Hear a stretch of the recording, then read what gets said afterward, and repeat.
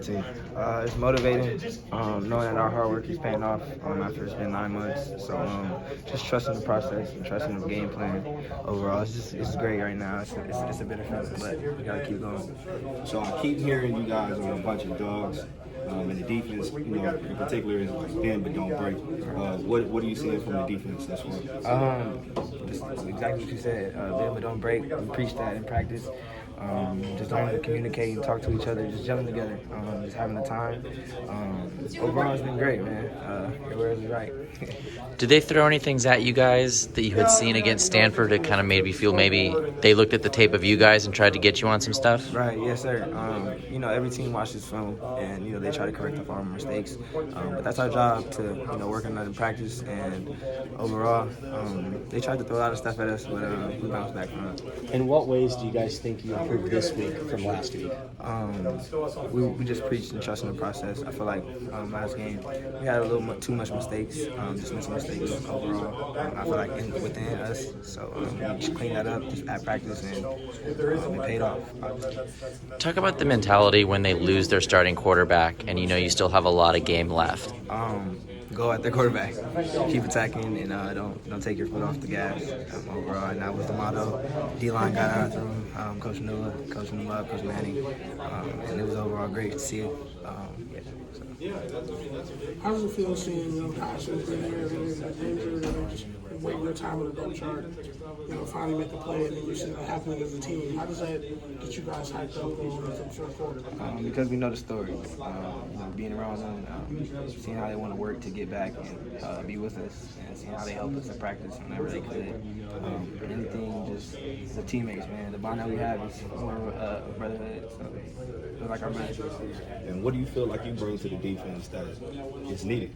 Overall, just my athleticism, my twitch, and there's a lot of stuff I got to work on, but just my communication and that heart I got in my chest. After the Solomon got that sack fumble, he also had a big TFL later that led to a missed field goal. I think Max made a tackle to stop a touchdown. Can you just talk about that sequence for you guys as kind of epitomizing what we've been talking about, that there's big plays, but you guys find a way when you're back up against the wall? Yes, sir.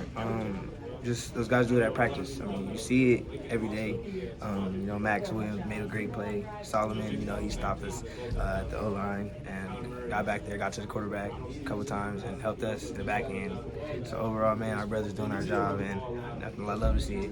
When Solomon gets a sack fumble, how much does that just sort of set the tone for the defense the rest of the half? Knowing we got playmakers, they're seeing it. We're just trusting our brothers, trusting them in practice. And just getting to work in with them. Once we live together, everything is just it's crazy, man. It's crazy to see. The offense kept you guys off the field for a long time to start the game. How much did that help you in the second half? It helped us too much. We locked into the game. We weren't really focused.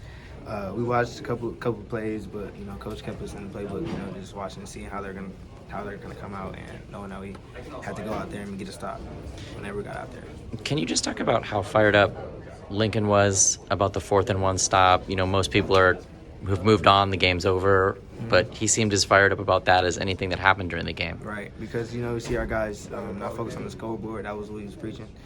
Just not looking at the scoreboard, just focusing on our job, and our guys came in there and did what they can do. What was Grinch like at halftime? It's great. He came in there with intensity.